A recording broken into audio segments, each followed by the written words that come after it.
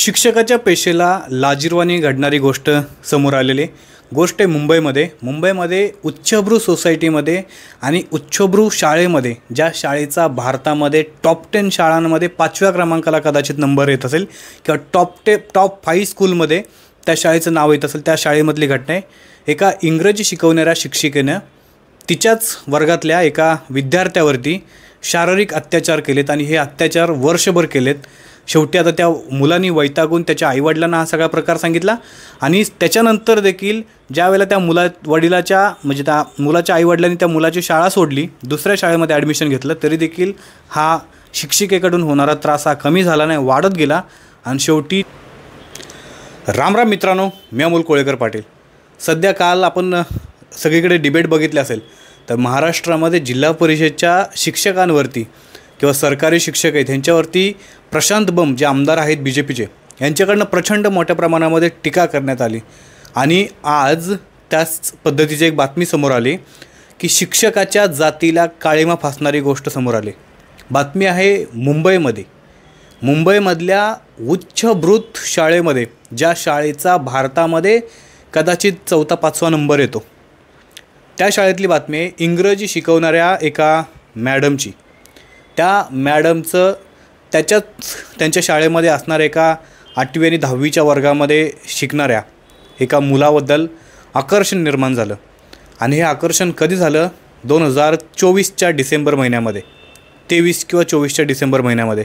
त्यावेळेला गॅदरिंग होतं आणि त्या गॅदरिंगची तयारी करण्यासाठी आणि त्या गॅदरिंगची तयारी करून घेण्यासाठी या मॅडमचं काम होतं त्या मुलांकडनं ती तयारी करून घ्यायचं. आणि त्या तयारी करत असताना त्या मॅडमचं एका मुलावरती म्हणजे का बोलतो त्याला आपण, अट्रॅक्शन झालं. तो मुलगा त्या मॅडमला आवडायला लागला. त्याच्यानंतर त्या मॅडमचं वय 40, त्या मुलाचं वय आता 9वी किंवा 10वीला तो मुलगा आहे. म्हणजे 1 वर्षापूर्वीची गोष्ट आहे, तर 8वी-9वीचा मुलगा पकडा तुम्ही. त्या वयाचा मुलगा आणि 40 वर्षाची मॅडम आवडायला लागल्यानंतर त्या मॅडमनी त्याला उशिरा शाळेमध्ये थांबवायचं प्रकार सुरू केलं. पर्सनल केबिनमध्ये बोलवून त्याच्याशी अश्लील चाळे करायचं सुरुवात केलं. काही दिवसापूर्वी बीडमधून एका कोचिंग क्लासेसमधून देखील अशा प्रकारचे प्रकार समोर आले होते. पण तिथं जेंडर वेगळं होतं. म्हणजे त्या ठिकाणी शिकवत असणारे टीचर हे तिथल्या मुलीबद्दल त्या मुलीला अशा प्रकारची वागणूक देत होतं. आणि इथं मॅडम ह्या मुलाला अशा प्रकारची वागणूक देते. म्हणजे पुरुष असू द्या किंवा महिला किंवा जेंडर कोणतंही असू द्या, सगळ्या ठिकाणी आज हा त्रास सुरू झाला आहे शालेय शिक्षणामध्ये, जो की पहिल्यांदा अगोदरच्या काळामध्ये फारसा असं बघायला मिळत नव्हता. हा प्रकार फार भयानक आहे. 1 वर्षापूर्वीची गोष्ट आहे, परंतु ती आत्ता व्हायरल झाली आणि आत्ता समोर आले. त्याचं कारण असं आहे की काल परवा दिवशी त्या महिलेला अटक झाली. आता वर्षभरामध्ये का नाही अटक झाली किंवा हा प्रकार कसा काय थांबला, फार रंजक गोष्ट आहे. 2 वर्षापूर्वी म्हणजे 2023च्या डिसेंबरमध्ये हा सगळा प्रकार सुरू झालेला. आणि त्यानंतर त्या महिलेनी, म्हणजे त्या शिक्षका असणाऱ्या महिलेनी त्या मुलाला वारंवार आपल्या केबिनमध्ये, वारंवार आपल्यासोबत लॉजवरती घेऊन गेली. एअरपोर्टच्या लॉजवरती देखील गेली. आता प्रश्न असे भरपूर पडतात की तो मुलगा त्या मॅडमसोबत एअरपोर्टला का गेला, किंवा जर त्या मुलाला त्या मॅडमसोबत काय करायचंच नव्हतं तर तो मुलगा लॉजपर्यंत कसा काय गेला. आणि जर लॉजला 18 वर्षाच्या वरील व्यक्तींना जर परमिशन असेल, त्याच्यासाठी आधार कार्ड लागत असेल, इतर काही गोष्टी लागत असतील, तर त्या मुलाला मॅडम ज्या वेळेला घेऊन गेले त्यावेळेला तो लॉज त्यांना कसा काय मिळाला, हा सगळा तपासाचा भाग आहे. परंतु गंभीर विषय असा प्रकारचा आहे की जानेवारी-फेब्रुवारी महिन्यामध्ये त्या महिलेनी त्या मुलाला जास्त तगादा लावला भेटण्यासाठी. आणि त्याच्यानंतर मग मार्चमध्ये, मला वाटते फेब्रुवारी किंवा मार्चमध्ये त्या मुलाला तिने तिच्या घरी बोलवलं. त्याच्यानंतर लॉजमध्ये नेलं आणि एअरपोर्टच्या लॉजमध्ये वगैरे अशा या बदल्या काळामध्ये भरपूर वेळा त्या मुलावरती शारीरिक अत्याचार करण्यात आले. अशा प्रकारचा एक गंभीर गुन्हा नोंद झाला आहे. विषय हा फार गंभीर होतो इथून पुढे की नंतर त्या मुलाला त्रास व्हायला लागल्यानंतर त्या मुलानं त्या महिलाकडे जाणं टाळलं. त्याच्यानंतर त्या महिलेनी तिच्या एका मैत्रिणीला सांगून त्या मुलाला तिच्याकडे बोलवण्यात आलं. म्हणजे फोन करून सांग की मॅडमला भेटायचं आहे, असं झालं तसं झालं. मग त्यानंतर मुलगा गेला. नंतर मुलासोबत शारीरिक अत्याचार झाले. मग नंतर हा प्रकार एक वर्षभर सुरू राहिला. मग नंतर शेवटी मुलांनी वैतागून त्याच्या आईवडिलांना सांगितलं अशा प्रकारचा मला शाळेमध्ये त्रास होतो आहे. मग त्याच्यानंतर आईवडिलांनी म्हणजे आधीच सांगितलेलं, परंतु त्याच्या वर्षाचे शेवटचे म्हणजे शाळेचं शेवटचे काय 1-2 महिने राहिले होते म्हणून त्यांनी तो विषय तिथे थांबवला, त्या मुलाचं नुकसान नको व्हायला म्हणून.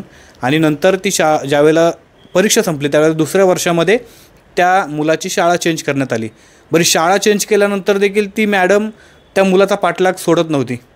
त्या मॅडमची जी कामवाली बाई होती, त्या कामवाल्या बाईच्या फोनवरून त्या मुलाला फोन करून बोलवून घ्यायची किंवा भेटायला बोलवायची, अशा प्रकारचे दबाव टाकत गेले. आणि शेवटी त्या मुलाला त्रास असह्य झाला. त्याच्यानंतर त्या मुलाच्या पालकांनी आत्ता काही दिवसापूर्वी म्हणजे 1-2 दिवसामध्ये त्या महिलेच्या विरोधामध्ये पोक्सो अंतर्गत गुन्हा हा दाखल झालेला आहे. आणि शाळा आहे दादरमधली.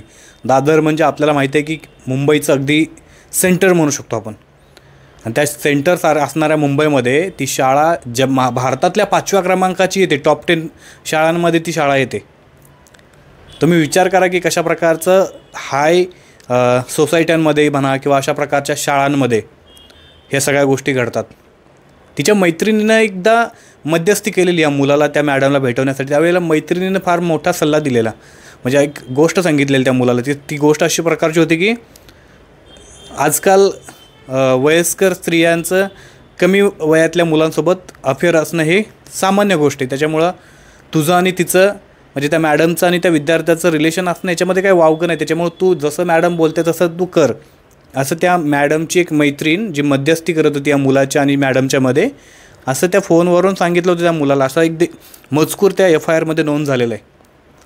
आता हा विषय फार गंभीर आहे, त्यामुळं तपासामधूनच सगळ्या गोष्टी स्पष्ट होतील, कारण याच्यामध्ये प्रश्न देखील भरपूर उचलतात. जर त्या मुलाला अशा प्रकारचा त्रास होता तर त्या संबंधित प्रिन्सिपल असतील किंवा पूर्ण शाळेची जी काही बॉडी असेल, कमिटी असेल, त्यांच्या माध्यमातून हा त्रास कमी करण्यात आला असता. किंवा त्या मुलाचं जर इच्छा नसतं तर मुलाच्या इच्छेविरुद्ध तो मुलगा लॉजपर्यंत पोहोचला कसा, एअरपोर्टच्या लॉजवरती देखील त्या मुलाला घेऊन ती मॅडम गेली होती, अशा प्रकारची देखील माहिती येते. तर एअरपोर्टला मुलगा तो का गेला, त्याच्या शाळेचा रूट आणि घराचा रूट हा वेगळा असेल, एअरपोर्ट दूर आहे दादरपासून.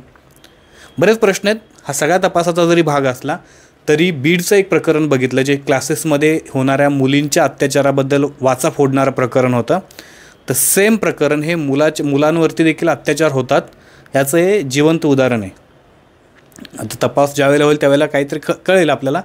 पण या सगळ्या प्रकारावरती तुमचं काय म्हणणं आहे? खरंच अशा प्रकारच्या काही घटना घडतात का, की या गोष्टीला कोणतं म्हणजे वेगळं कारण असतं? ब्लॅकमेलिंग असेल, आता त्या भारतात टॉप 10 शाळा येतात, त्या शाळेमध्ये शिकणारा मुलगा किंवा त्याच्या घराची परिस्थिती ही काही सर्वसामान्य असू शकत नाही, पैसेवाले असू शकते. तर या सगळ्या गोष्टींच्या आडून ब्लॅकमेलिंग करणं, खंडणीसारख्या काही गोष्टींचा मागण्याचा हेतू होता का काय, अशा देखील प्रश्नांची उत्तरं मिळणं बाकी. तुम्हाला काय वाटतं, अशा प्रकारच्या गोष्टी घडतात का, आणि काय वाटतं ह्या सगळ्या केसमध्ये ते कमेंट करून तुम्ही नक्की सांगा. बाकी चॅनलला सबस्क्राईब नसेल केलं तर नक्की करा, आणि व्हिडिओला लाईक करा. जय शिवराय, जय शंभूराजे, जय मल्हार.